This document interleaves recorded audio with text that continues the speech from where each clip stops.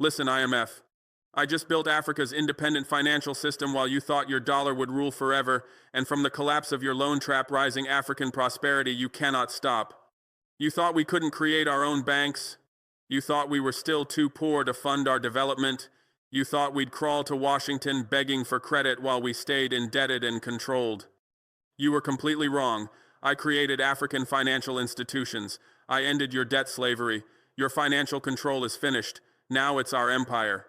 Let me show you exactly how I discovered that international financial institutions were designed to extract wealth from Africa, why their loans created permanent poverty instead of development, and how building independent African financial systems is the only path to genuine prosperity and sovereignty.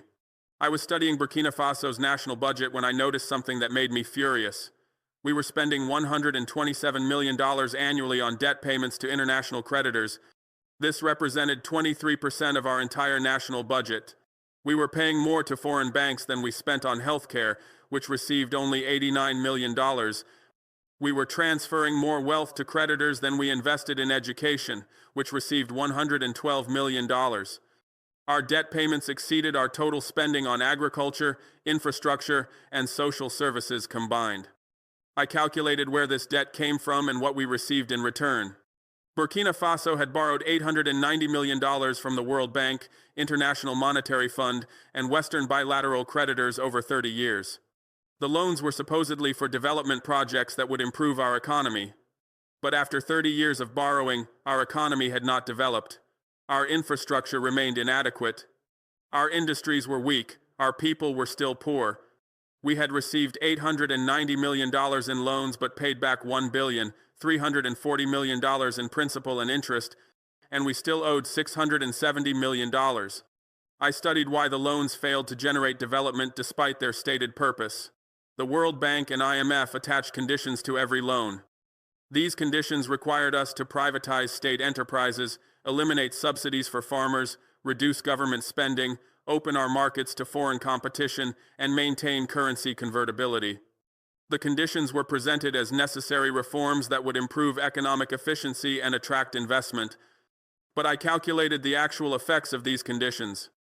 When we privatized the National Water Company as the World Bank required, the foreign corporation that purchased it raised prices by 340% to maximize profits. Poor families who previously paid $4 monthly for water now paid $17.60, consuming 18% of average household income of $98 per month. Many families couldn't afford water and resorted to unsafe sources, causing disease outbreaks that killed 230 children in 1 year. When we eliminated agricultural subsidies as the IMF demanded, fertilizer prices increased by 280% and seed costs rose by 190%. Farmers who previously earned $340 annually saw incomes drop to $120 as production costs exceeded revenues. Agricultural output declined by 23%, causing food shortages and requiring us to import grain we had previously grown ourselves. The import costs were $45 million annually, money that left our economy instead of circulating internally. When we reduced government spending to meet IMF targets, we fired 8,900 teachers, 2,300 healthcare workers, and 4,100 agricultural extension agents. Class sizes increased from 35 students to 67 students per teacher. Healthcare facilities closed in rural areas, forcing people to travel 40 kilometers to reach medical care. Agricultural productivity declined without extension services teaching improved techniques. The spending cuts damaged our human capital and economic capacity. When we opened markets to foreign competition as required, imported manufactured goods flooded in and eliminated local industries. Our textile factories that employed 3,400 workers closed because they couldn't compete with subsidized European imports. Our food processing plants that employed 1,200 people shut down as cheap imports undercut their prices. We lost 12,000 manufacturing jobs, and workers became unemployed or returned to subsistence farming. Our industrial capacity collapsed. I calculated the total economic damage from these loan conditions. The privatization, subsidy elimination, spending cuts, and market opening reduced our GDP by $234 million annually, equal to 14% of national economic output. Over 20 years, The cumulative damage was $4,680 million in lost economic activity. We received $890 million in loans but suffered $4,680 million in economic damage from the conditions attached. The ratio was 5.26 to 1 damage to benefit. The mathematics proved that World Bank and IMF loans were not designed to develop Africa. They were designed to extract wealth while preventing genuine development that would make us independent. The conditions ensured we remained dependent on imports, unable to build industries, trapped in debt, and forced to keep borrowing. It was a system of permanent exploitation disguised as development assistance. I studied the historical origins of this system to understand why it was designed this way. The World Bank and IMF were created in 1944 at Bretton Woods by Western powers led by the United States. Their stated purpose was promoting global economic stability and development, but their actual structure gave Western countries control while claiming to serve all nations equally. The voting system at the IMF allocated power based on financial contributions. The United States contributed the most and received 16.5% of votes, giving it veto power over major decisions requiring 85% approval. European countries collectively controlled 32% of votes. Together, Western nations controlled 48.5% of votes, enough to determine all policies. African countries collectively held only 6.4% of votes despite representing 18% of world population. This voting structure meant Western countries controlled an institution that made policies for Africa. They decided what conditions to attach to loans. They determined what economic policies African countries must follow. They controlled the entire system while claiming it served everyone's interests. It was colonialism through financial institutions instead of direct political control. I calculated the wealth extracted from Africa through this system since independence. Between 1960 and 2025, African countries borrowed $890 billion from Western-controlled institutions. They paid back $1,780 billion in principal and interest. They still owed $670 billion. The total extraction was $1,780 billion plus $670 billion equals $2,450 billion. Africa paid $2,450 billion to receive $890 billion in loans, a ratio of 2.75 to 1. But the extraction through loan conditions was even larger. The forced privatizations transferred African assets worth $340 billion to foreign corporations at below-market prices. The eliminated subsidies and reduced spending caused economic contraction totaling $2,100 billion over 64 years. The opened markets allowed imports that destroyed industries representing $780 billion in lost production capacity. The total economic damage from conditions was $3,220 billion. Adding the direct loan extraction of $2,450 billion and the condition damage of $3,220 billion gave total extraction of $5,670 billion over 64 years. This calculated to $88,593,750,000 extracted annually from Africa through the international financial system. For comparison, total foreign aid to Africa was approximately $54 billion annually. The extraction through debt exceeded aid by 1.64 to 1. The financial system extracted more than aid provided. I recognize that this system was specifically designed to prevent African development. If Africa developed strong industries, we would compete with Western corporations. If we achieved food self-sufficiency, we wouldn't import Western agricultural products. If we built advanced infrastructure, we wouldn't need Western contractors. If we created prosperous economies, we wouldn't accept exploitative terms for our resources. Western countries designed the financial system to prevent the development that would end their advantages. The loan conditions proved this intent. Why would development institutions require us to eliminate the subsidies that helped our farmers compete? Why would they force us to open markets before our industries were strong enough to compete? Why would they demand we reduce spending on education and healthcare that built human capital? Why would they require privatization that transferred our assets to foreign corporations? Every condition weakened our capacity for independent development. I studied specific examples of how loan conditions prevented development. In the 1,980 seconds, Ghana borrowed $450 million from the World Bank for agricultural development. The loan conditions required eliminating price supports for cocoa farmers, privatizing agricultural marketing boards, and opening markets to imports. Cocoa farmers saw incomes drop by 56% as prices fell without supports. The privatized marketing board was purchased by a Swiss company that extracted profits instead of reinvesting in agriculture. Imported food undercut local production.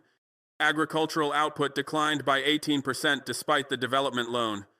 In the 1,990 seconds, Tanzania borrowed $680 million from the IMF for economic stabilization. The conditions required privatizing state enterprises, eliminating fuel subsidies, reducing government employment, and maintaining high interest rates. The privatizations transferred valuable assets to foreign investors at 30% below market value. Eliminating fuel subsidies increased transport costs by 240%, making exports uncompetitive. Government job cuts removed 12,000 teachers and healthcare workers. High interest rates prevented businesses from investing. GDP growth slowed from 4.2% to 1.8% during the program. In the 2000s, Zambia borrowed $340 million from the World Bank for mining sector development. The conditions required privatizing copper mines, eliminating export taxes, and providing tax holidays to foreign investors.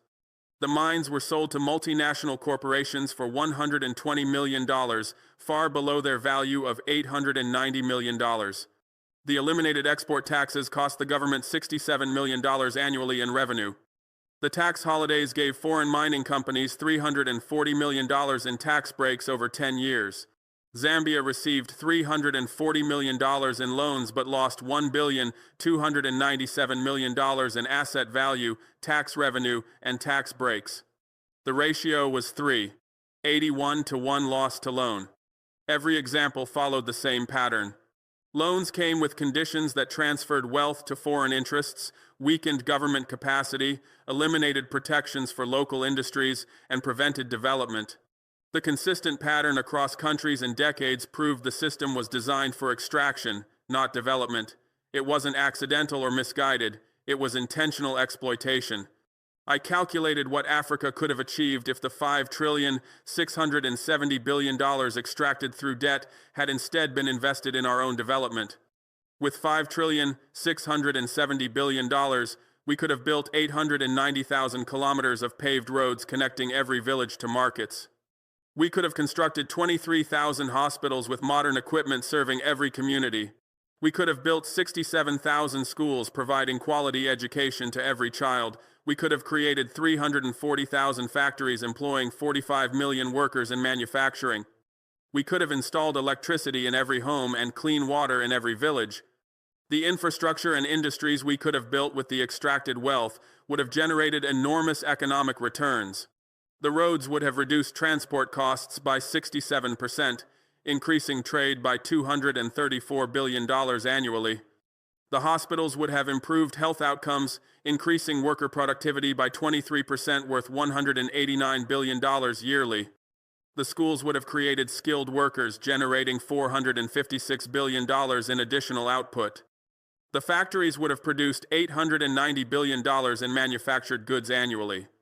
The total annual return on the $5,670 billion investment would have been $1,769 billion, a 31% annual return.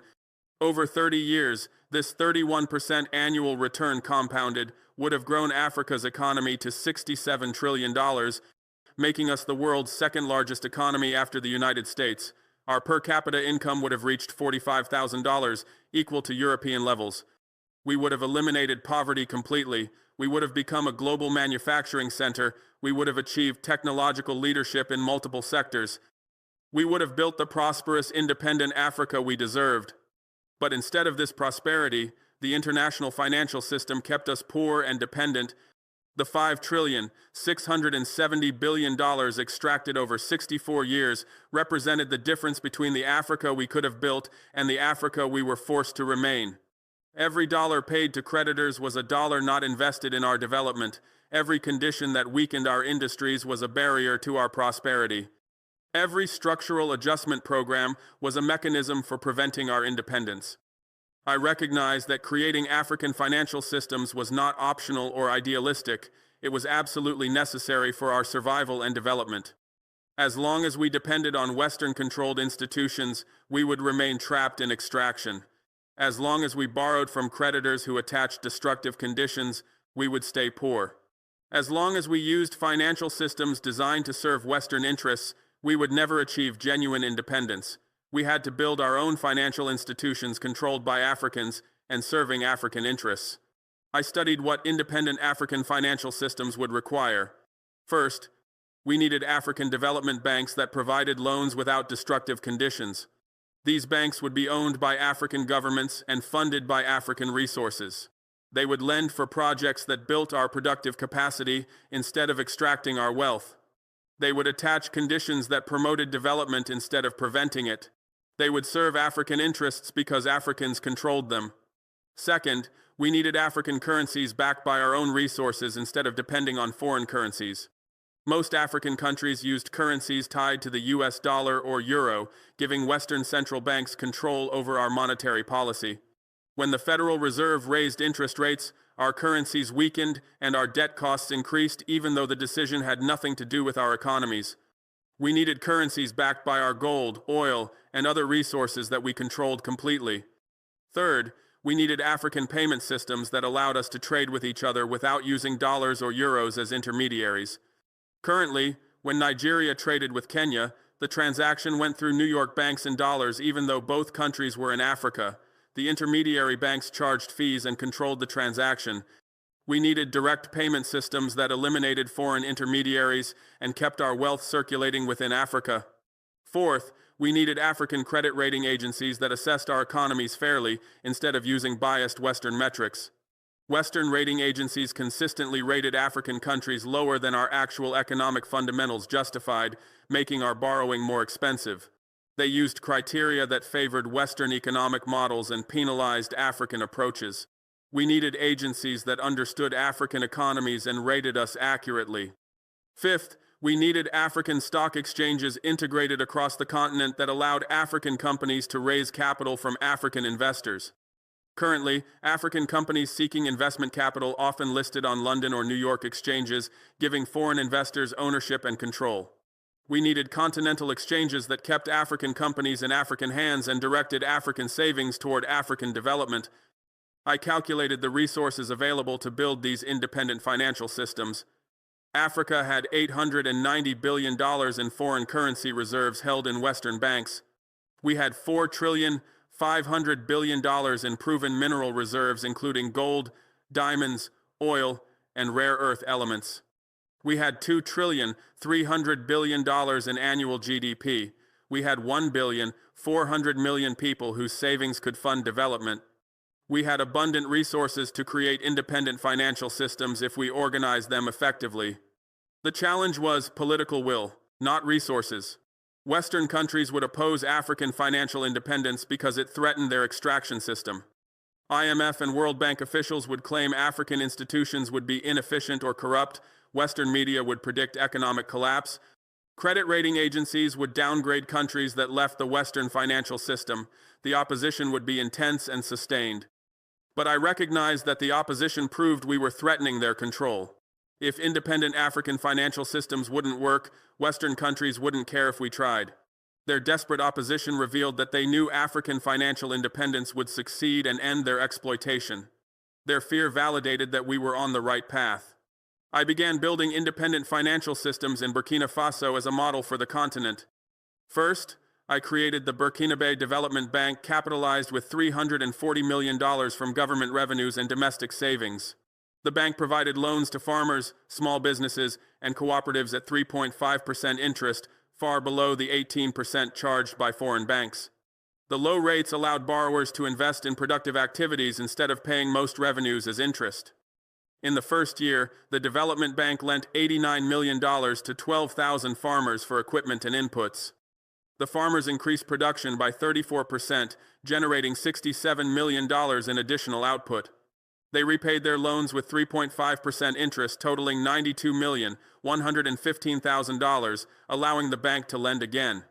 The cycle created sustainable development, where farmers improved productivity, repaid affordable loans, and enabled more lending. No foreign creditors extracted wealth. All benefits stayed in Burkina Faso. Second, I launched the gold-backed Burkinabe franc to replace the CFA franc controlled by France. We backed the new currency with 23 tons of gold from our mines worth $1,340 million at $58,260 per kilogram. The gold backing gave our currency real value independent of foreign central banks. We set the exchange rate at 890 Burkinabe francs per gram of gold, making the currency stable and trustworthy. The gold-backed currency had immediate benefits. Inflation dropped from 8.9% to 2.3% because people trusted the currency's value. Interest rates fell from 18% to 6.7% because lenders didn't need to charge high rates to compensate for currency risk. Investment increased by 45% as businesses borrowed at affordable rates. Trade with neighboring countries grew by 67% as they accepted our stable currency. The gold backing created monetary stability that the foreign-controlled CFA franc never provided. Third, I established the African Payment Union with 12 other African countries to facilitate trade without using dollars. Member countries could trade directly in their own currencies, with the union clearing balances quarterly. A Nigerian company selling to a Kenyan company received payment in naira, while the Kenyan company paid in shillings, with the union handling the exchange. The system eliminated dollar intermediaries and their fees. The payment union reduced transaction costs by 78% compared to dollar-based trade. A transaction that previously cost $8,900 in bank fees now cost $1,960. The savings made African trade more competitive. Trade between member countries increased by 89% in the first year, as lower costs made more transactions profitable. We were building African economic integration independent of Western financial systems. Fourth, I created the African Credit Assessment Agency, headquartered in Ouagadougou, with analysts from 23 African countries. The agency assessed African economies using criteria relevant to our contexts instead of blindly applying Western models. We considered factors like agricultural productivity, mineral wealth, infrastructure development, and human capital that Western agencies ignored or undervalued. The African agency rated Burkina Faso at BBB, 3 levels higher than Western agencies' B rating. The higher rating reflected our actual economic fundamentals: 5.6% GDP growth, $4.5 billion in mineral reserves, improving infrastructure, and strong agricultural sector. The accurate rating reduced our borrowing costs by 4.3 percentage points, saving $34 million annually on a $790 million debt portfolio. Accurate assessment saved money that biased Western ratings cost us. Fifth, I launched the Pan-African Stock Exchange with physical locations in Ouagadougou, Nairobi, and Lagos connected electronically. African companies could list on the exchange and raise capital from African investors. The exchange used African currencies for transactions, keeping our wealth within the continent. Regulations prioritized African ownership, requiring that at least 51% of shares remain in African hands. In the first year, 67 African companies listed on the exchange and raised $12.4 billion in capital from African investors. The companies used the capital to expand operations, creating 89,000 jobs. The investors earned returns averaging 18.9% as the companies grew. The wealth creation benefited Africans instead of foreign shareholders. We were building African capitalism that served African interests. I calculated the combined impact of these 5 financial innovations. The Development Bank lent $890 million over 4 years, generating $1.23 billion in additional economic output, a 138-to-1 return. The gold-backed currency reduced inflation costs by $67 million annually and increased investment by $340 million yearly. The payment union saved $234 million in transaction fees and increased trade by $890 million annually. The credit agency saved $34 million in borrowing costs yearly. The stock exchange raised $12.4 billion in capital, creating $2.1 billion in annual economic activity. The total annual economic benefit was $67 million plus $340 million plus $234 million plus $890 million plus $34 million plus $2 billion, $100 million equals $3 billion, $665 million. For a country with GDP of $18 billion, $900 million, the independent financial systems added 19.4% to economic output.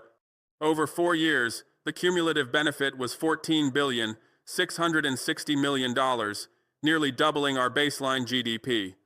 The mathematics proved that African financial independence generated enormous prosperity, but the impact went beyond economics.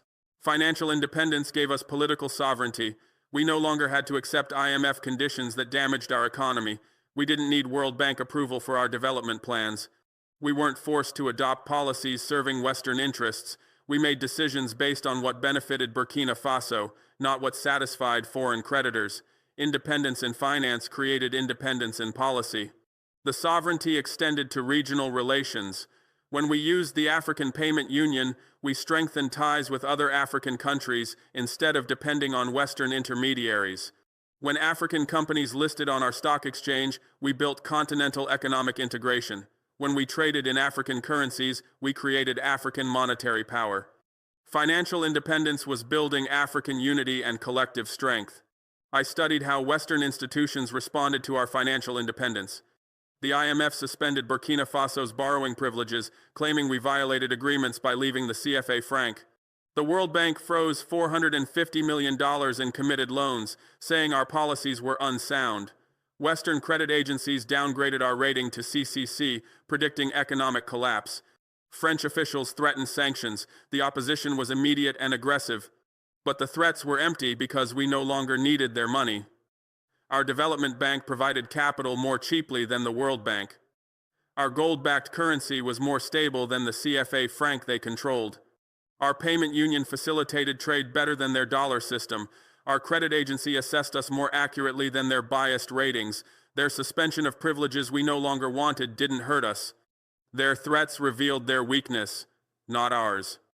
I calculated the financial impact of Western institution withdrawal.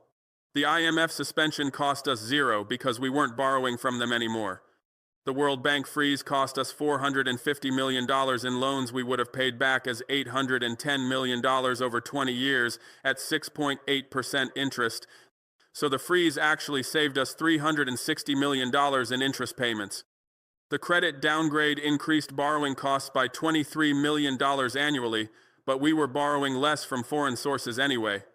The total cost of Western opposition was $23 million annually compared to benefits of $3,665 million from independence, a ratio of 159 to 1 benefit to cost. The mathematics proved that financial independence was profitable despite Western opposition. Their threats were designed to scare us into submission, but the numbers showed we benefited enormously from leaving their system. Every African country could achieve similar results by building independent financial institutions and leaving the extraction system. I recognized that the Burkina Faso model needed to spread across Africa to achieve full continental independence. Individual countries building independent systems was good but insufficient. We needed coordinated continental financial infrastructure that integrated all African economies and achieved scale sufficient to resist Western pressure. We needed to move from national independence to continental financial sovereignty. A single country acting alone remained vulnerable to Western retaliation. When Burkina Faso left the CFA franc, France could target us specifically with sanctions and pressure. When we nationalized mines, corporations could sue us individually in arbitration. When we built independent systems, Western institutions could isolate us from global markets. But if 34 African countries acted together, the dynamics changed completely. The West couldn't sanction everyone without losing access to African resources and markets. Corporations couldn't sue everyone simultaneously. Isolation became impossible when a continental bloc operated independently. I calculated the power differential between individual and collective action. Burkina Faso's economy of $18 billion, $900 million represented 0.7% of Africa's total GDP of $2 trillion, $800 billion. Our leverage in negotiations was minimal. Western countries could ignore our demands because losing our market meant nothing to them. but a continental bloc of 34 countries representing $2,100 billion in GDP, equal to 75% of Africa's economy, had real power. Western countries couldn't ignore three-quarters of a continent without severe economic consequences to themselves. The collective leverage extended to resources. Burkina Faso produced 45 tons of gold annually, only 1.5% of Africa's 3,000-ton total production. If we withheld our gold from Western markets, alternative suppliers filled the gap easily. But if the continental bloc withheld 2,250 tons representing 75% of African production, global gold markets would face serious shortages, prices would spike. Industries dependent on gold would struggle. Western countries would need to negotiate seriously instead of dictating terms. I studied the specific mechanisms needed for continental coordination. We couldn't simply declare unity and expect it to function. We needed institutional structures that facilitated cooperation while respecting national sovereignty. We needed clear rules about decision-making, resource sharing, and mutual obligations. We needed dispute resolution mechanisms that kept disagreements within the bloc instead of allowing Western powers to exploit divisions. We needed to build genuine African unity, not just rhetorical solidarity. I organized the African Financial Independence Summit in Ouagadougou with leaders from 34 African countries. The invitation went to heads of state, finance ministers, and central bank governors who controlled financial policy. I deliberately excluded Western financial institutions, IMF representatives, and World Bank officials. This was an African conversation about African interests without foreign interference or pressure. The exclusion itself was revolutionary because African economic meetings typically included Western overseers. The summit agenda focused on creating continent-wide financial institutions that would serve all African nations. I presented the Burkina Faso experience with detailed data showing how independence generated prosperity. I shared the calculations proving that Western financial systems extracted wealth rather than providing development. I demonstrated the mathematical superiority of African-controlled institutions over foreign-dominated ones. I made the case that continental unity was both morally right and economically optimal. The response was enthusiastic. Leaders from 23 countries had similar experiences with exploitative loans, destructive conditions, and wealth extraction. They had watched their countries borrow billions and remain poor. They had seen loan conditions damage their economies. They had experienced the humiliation of foreign institutions dictating their policies. They wanted alternatives but had felt isolated and vulnerable acting alone. The summit provided the collective framework they needed. We discussed creating specific continental institutions with concrete functions and adequate resources. The first priority was the African Development Fund, capitalized at $450 billion from member contributions and backed by continental mineral reserves. Each country would contribute based on GDP, with larger economies paying more but all countries having equal voting rights. The fund would provide development loans at 2% interest, far below commercial rates of 8% or IMF rates of 6.5%. I calculated the contribution formula. Countries would contribute 1.5% of GDP annually for 10 years to reach the $450 billion target. For Burkina Faso, with GDP of $18.9 billion, annual contribution was $283,500,000. For Nigeria, with GDP of $440 billion, annual contribution was $6.6 billion.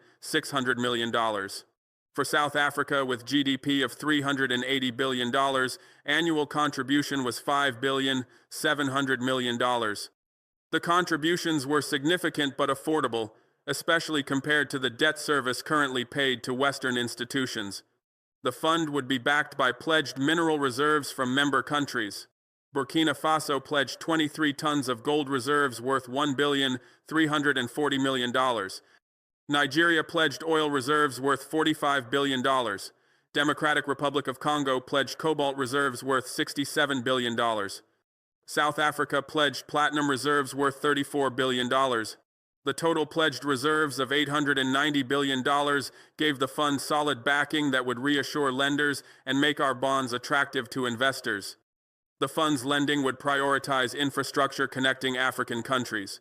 Currently, African trade required shipping goods through European ports because we lacked direct connections.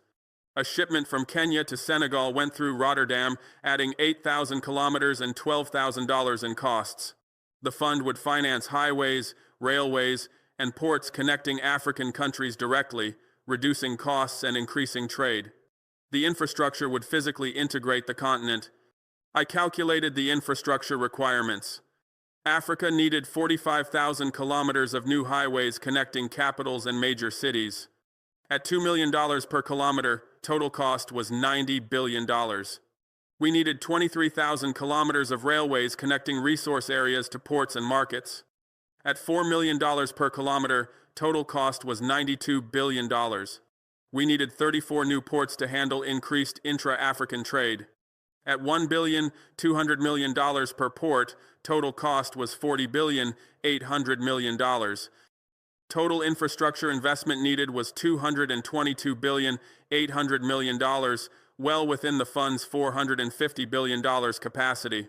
The second priority was designing the Pan-African currency backed by pooled gold reserves of 2,300 tons worth $133.98 billion.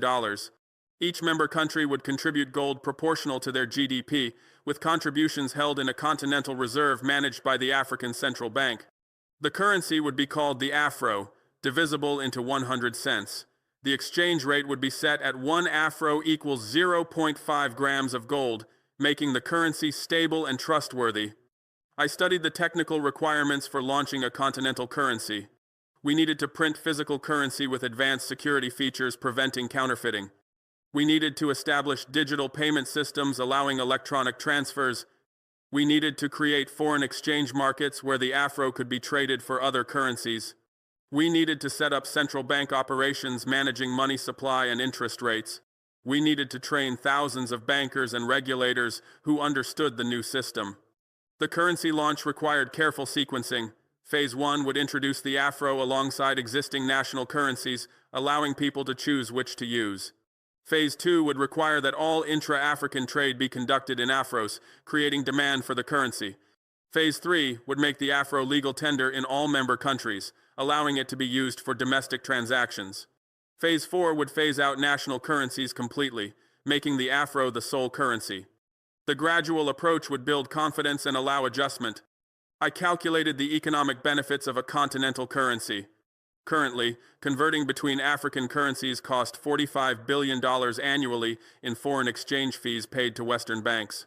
A trader in Ghana buying goods from Tanzania had to convert cedis to dollars, then dollars to shillings, paying fees at each step. With a continental currency, the trader would pay in Afros directly, eliminating conversion costs. The $45 billion saved annually would stay in African economies instead of enriching foreign banks. The currency would also protect us from exchange rate manipulation. Western speculators often attacked African currencies, causing devaluations that impoverished our people. In 1994, the CFA franc was devalued by 50% overnight, cutting the purchasing power of 14 African countries in half. The devaluation was decided in Paris without consulting African governments. A continental currency backed by gold couldn't be devalued by foreign powers. We would control our own monetary policy serving African interests. The third priority was establishing the African Central Bank to manage monetary policy serving African interests. The bank would be headquartered in Ouagadougou with regional offices in Lagos, Nairobi, and Johannesburg. It would manage the gold reserves backing the Afro, set interest rates for the continent, regulate commercial banks, and coordinate financial policy among member countries. It would have monetary power rivaling the Federal Reserve or European Central Bank. I calculated the governance structure needed to ensure the bank served all African countries fairly. The bank would be governed by a board with one representative from each member country, preventing domination by larger economies. Major decisions would require 75% approval, ensuring broad consensus. The bank president would rotate among regions every 4 years, preventing any single country from controlling leadership. The structure balanced efficiency with inclusiveness. The bank's monetary policy would prioritize employment and development rather than just controlling inflation as Western central banks did.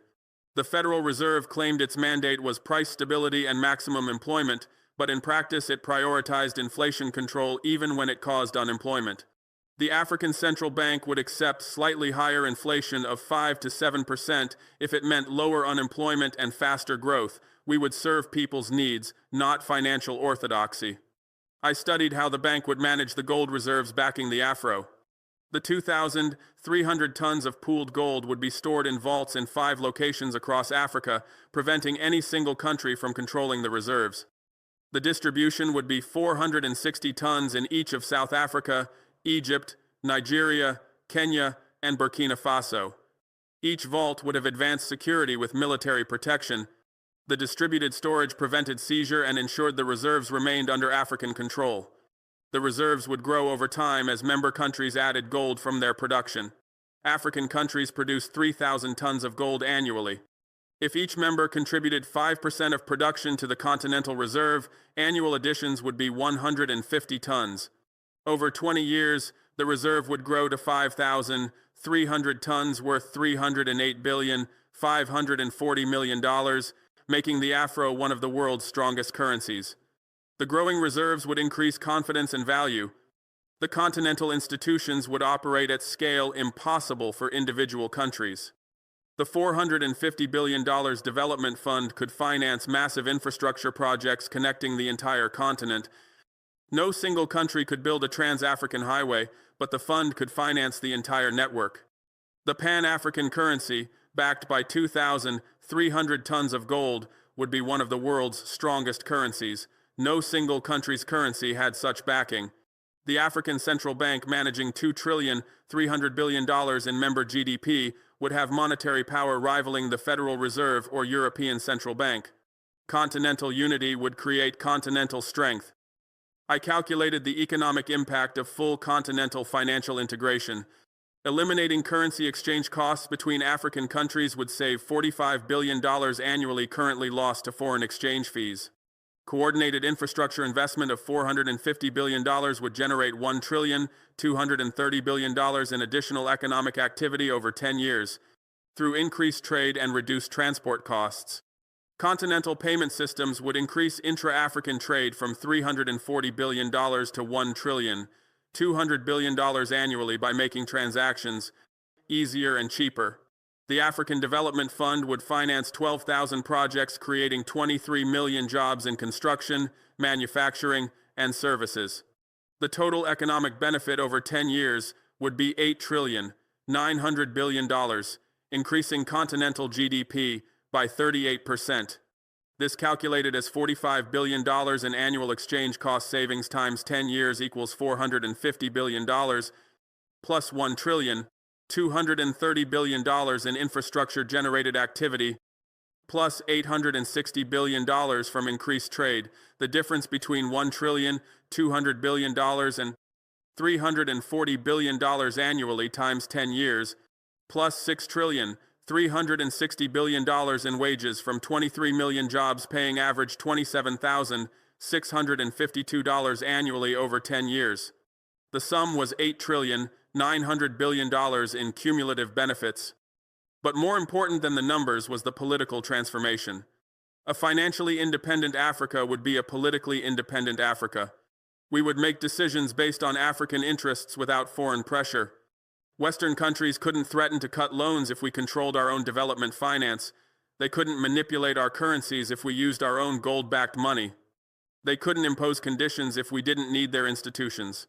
Financial sovereignty was the foundation for comprehensive sovereignty. The independence would manifest in specific policy choices. Currently, African countries couldn't implement industrial policies protecting infant industries because IMF conditions required open markets. With independent finance, we could protect our industries until they were competitive. Currently, we couldn't subsidize farmers because World Bank loans prohibited subsidies. With our own development fund, we could support agriculture as needed. Currently, we couldn't control capital flows because Western institutions demanded free movement. With our own central bank, we could regulate capital to prevent speculation and flight.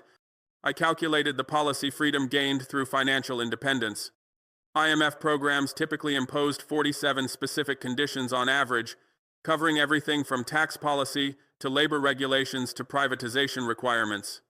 Each condition constrained our sovereignty and often damaged our economy. With independent finance, all 47 conditions disappeared. We could set our own tax rates, maintain state enterprises, regulate capital, subsidize farmers, protect industries, control prices, and manage our economies according to our own analysis rather than foreign dictation. The financial independence would also enable other forms of independence. With our own development finance, we could build industries without foreign investment that came with control. Foreign direct investment typically gave foreign corporations ownership of our most profitable sectors. They extracted profits that should have stayed in Africa. With the African Development Fund, we could finance industrial development ourselves and keep ownership and profits in African hands. We would build African capitalism serving African interests. With our own currencies, we could pursue monetary policies serving our employment goals instead of foreign inflation targets. The Federal Reserve prioritized keeping U.S. inflation below 2%, even if it meant higher unemployment. African countries were forced to follow similar policies through currency pegs and IMF programs. With the Afro managed by the African Central Bank, we could accept 5 to 7% inflation if it meant full employment and rapid growth. We would serve our people's needs rather than financial orthodoxy. With our own payment systems, we could trade freely without sanctions threats. Currently, the U.S. could sanction any country by excluding them from the SWIFT payment system used for international transfers. When the U.S. sanctioned Zimbabwe, Zimbabwean banks couldn't send or receive international payments, crippling their economy. The African Payment Union would allow intra-African trade to continue, regardless of U.S. sanctions. We would have transaction sovereignty protecting us from foreign economic warfare.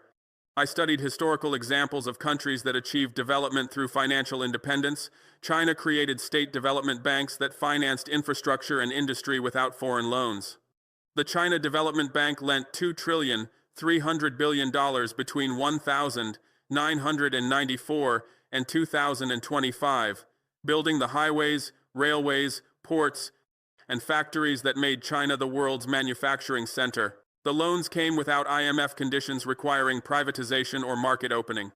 China controlled its own development finance and achieved the fastest poverty reduction in human history, lifting 850 million people out of poverty in 40 years. The Chinese model proved that state-directed finance could drive development more effectively than market-based lending. The China Development Bank financed projects based on development impact rather than short-term profitability. It built railways connecting poor regions even though they weren't immediately profitable. It financed steel mills and shipyards that took years to become competitive. It provided patient capital that allowed industries to develop. Western banks would never have financed these projects because the returns were too long-term and uncertain. I calculated the difference in lending approaches. Western commercial banks required 12% returns on investment with payback periods under 7 years. This meant they only financed projects with quick, high returns like luxury real estate or retail. The China Development Bank accepted 4% returns with 20-year payback periods. This allowed financing of infrastructure and industry with longer development timelines. The patient capital made industrialization possible. South Korea created the Korea Development Bank in 1954 that financed industrialization. The bank lent $890 billion over 60 years to steel mills, shipyards, electronics, factories, and automobile plants. The loans built the industries that made South Korea a developed economy with per capita income of $34,000, up from $1,200 in 1960. The bank was controlled by Koreans and served Korean interests. South Korea achieved development through financial independence that foreign-controlled institutions would never have permitted. The Korean model demonstrated the importance of directing credit to strategic industries.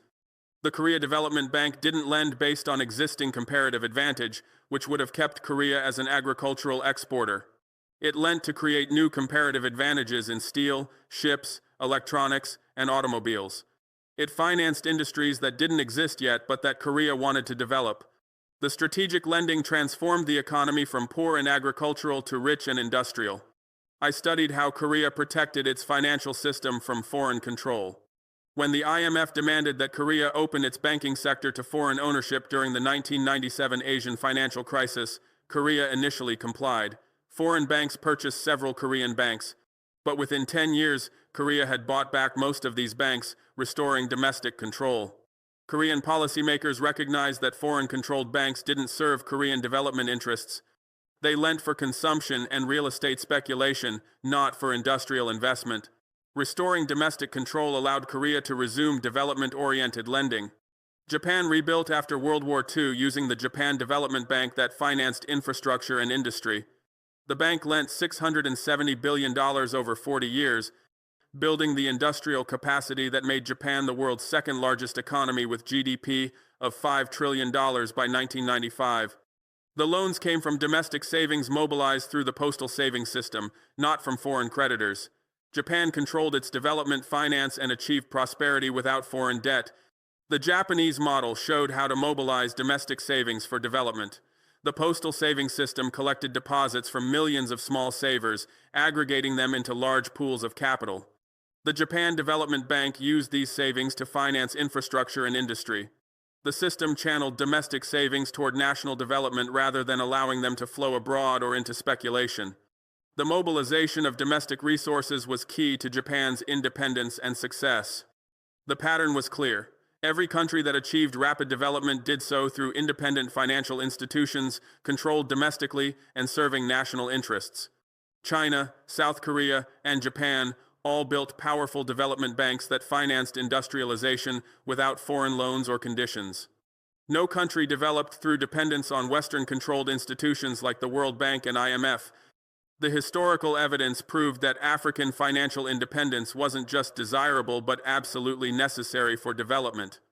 I calculated what Africa's economy would look like in 2054 if we achieved full financial independence in 2025 and invested the $88,593,750,000 currently extracted annually into our own development. With 31% annual returns compounding over 30 years, the initial $88,593,750,000 annual investment would grow to cumulative development capital of $267 trillion. This capital would build infrastructure, industries, and human capital, generating economic output of $89 trillion annually by 2054. The 31% return assumption was based on historical returns from development-oriented investment. China's infrastructure investment generated average returns of 34% annually through increased trade, reduced transport costs, and enabled industrial development. South Korea's industrial investment generated returns of 28% annually through export growth and employment creation. Japan's post-war reconstruction investment generated returns of 29% annually. The 31% assumption was conservative compared to these historical examples. The calculation worked as follows: $88,593,750,000 invested annually, growing at 31% compounded annually for 30 years, equals $267 trillion in cumulative capital.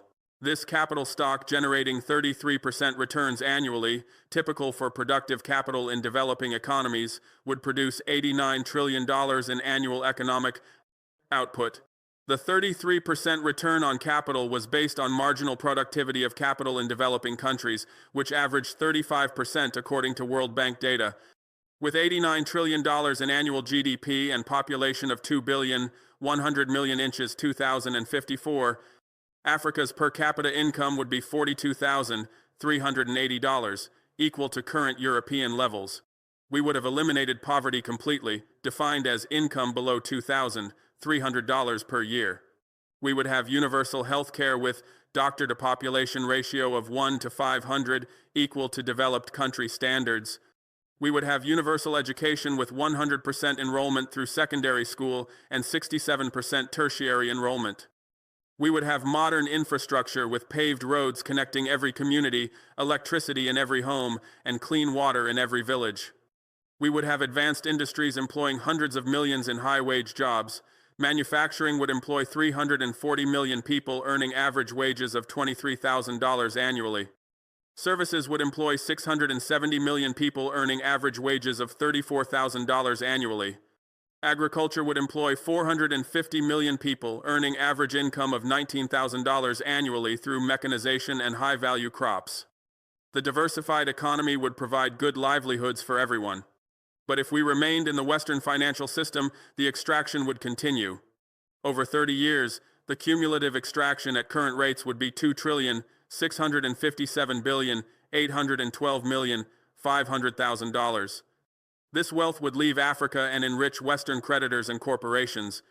Our GDP in 2054 would be only $12 trillion, giving per capita income of $5,710, barely above current poverty levels of $5,200. We would remain poor, dependent, and exploited. The choice between independence and continued extraction was the choice between prosperity and poverty. The mathematics made the decision obvious. Financial independence would make Africa prosperous. Continued dependence on Western institutions would keep us poor. Every year we delayed building independent systems cost us $88,593,750,000 in extracted wealth. Every month we waited cost us $7,382,812,500. Every day cost us $242,720,000. Every hour cost us $10,113,333. Every minute cost us $168,555. The urgency was absolute. We needed to build African financial systems immediately. I recognized that Western opposition would intensify as more countries followed Burkina Faso's example. They would use every tool to prevent African financial independence. They would offer new loans with seemingly better terms to tempt countries to stay in the system. The World Bank might reduce interest rates from 6.5% to 4% and extend repayment periods from 20 to 30 years. The IMF might reduce the number of conditions from 47 to 35. The improvements would be real but insufficient, designed to make the exploitative system seem acceptable. They would threaten sanctions against countries that left. The US might exclude countries from trade preferences under AGOA. Europe might impose tariffs on exports. Credit rating agencies would downgrade sovereign debt ratings, making borrowing more expensive. The threats would be serious and could cause short-term economic pain. But the long-term benefits of independence far exceeded short-term costs. I calculated the cost-benefit ratio of enduring sanctions. If sanctions reduced our exports by 30% for 5 years, the cost would be approximately $28 billion in lost export revenue. But financial independence would generate $442,968,750,000 in additional development over the same 5 years, $88,593,750,000 annually times 5. The ratio was 15. 8 to 1 benefit to cost. Even severe sanctions were worth enduring for the long-term gains from independence. They would fund opposition groups that claimed independence would cause economic collapse. Western foundations would finance think tanks producing reports predicting disaster. They would fund political parties opposing financial independence. They would support civil society organizations protesting against leaving Western institutions. The opposition would appear grassroots but would actually be foreign-funded propaganda designed to maintain control. I studied how to counter this propaganda. The key was demonstrating success quickly so people could see that independence worked. When Burkina Faso's economy grew 19.4% after leaving the CFA franc, people saw concrete proof that independence generated prosperity. When we built hospitals and schools with revenue from nationalized mines, people experienced tangible improvements. When workers got jobs in new industries, they had personal stakes and continued independence. Success was the best argument against propaganda. They would use media to spread fear and doubt. Western media would run stories about economic problems in independent African countries, ignoring the much larger problems in dependent countries. They would interview economists predicting failure, giving them credibility despite their bias. They would create a narrative that financial independence was reckless and dangerous. The media campaign would be sophisticated and well-funded. But I also recognized that their opposition would fail because the mathematics was on our side. When countries saw that Burkina Faso prospered after leaving the Western financial system, they would follow our example. When they calculated that independence generated 159 to 1 benefit to cost ratio, they would choose independence. When they experienced the sovereignty that came with financial independence, they would never return to foreign control. The logic of independence was irresistible once demonstrated. The contagion effect was already visible. After Burkina Faso launched the gold-backed franc, 3 neighboring countries inquired about joining our currency union. After we nationalized mines and increased revenue by 6.2 times, 2 countries began reviewing their own mining contracts. After we created the development bank, 5 countries asked for technical assistance to establish similar institutions. The model was spreading because it worked. I calculated the timeline for continental financial independence. If 5 countries per year followed Burkina Faso's example, we would reach 34 countries in 7 years. If each country contributed to the African Development Fund as they joined, we would reach the $450 billion target in 8 years. If gold contributions came from each new member, we would reach 2,300 tons backing the Afro in 6 years. Full continental independence was achievable within a decade with sustained momentum. The timeline could be accelerated through coordinated action. If the 34 countries at the summit committed to simultaneous implementation, we could launch all continental institutions within 2 years. The coordination would prevent Western powers from picking off countries one by one. It would demonstrate African unity and determination. It would shift the balance of power decisively in our favor. Collective action was faster and safer than sequential individual action. I am the architect of African financial independence. I calculated that Western institutions extracted $5,670 billion from Africa over 64 years through loans with exploitative terms. I documented that loan conditions caused $3,220 billion in economic damage through forced privatization, eliminated subsidies, reduced government spending, and opened markets. I proved that the system was designed for extraction, not development, with debt service exceeding aid by 64 to 1. Assistance. I created the Burkinabe Development Bank capitalized with $340 million that generated 138 to 1 returns by lending to farmers and businesses at 3.5% interest.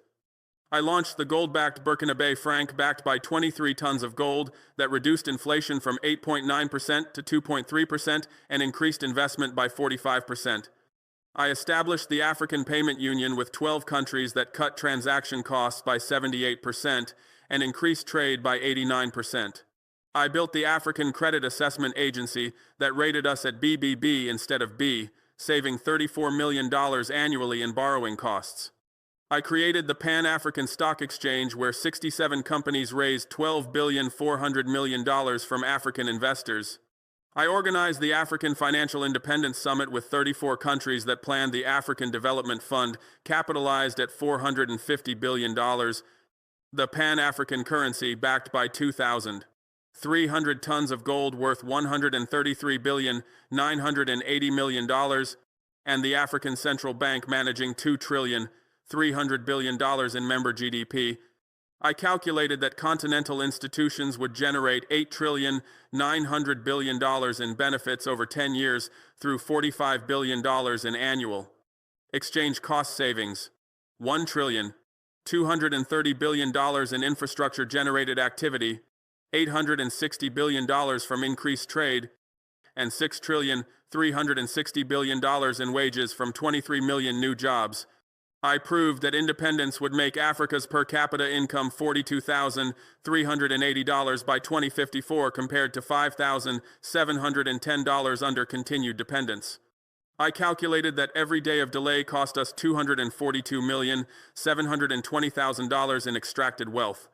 I demonstrated that enduring sanctions was worth it with 8 to 1 benefit to cost ratio. I showed that the model was spreading with 5 countries per year following Burkina Faso's example. I projected that full continental independence was achievable within 7 years through sequential adoption or 2 years through coordinated action. Your legacy is 64 years of debt extraction that stole $5,670 billion from Africa while keeping us poor and dependent through exploitative loans, destructive conditions, currency control, biased credit ratings, and expensive payment systems, Western financial institutions.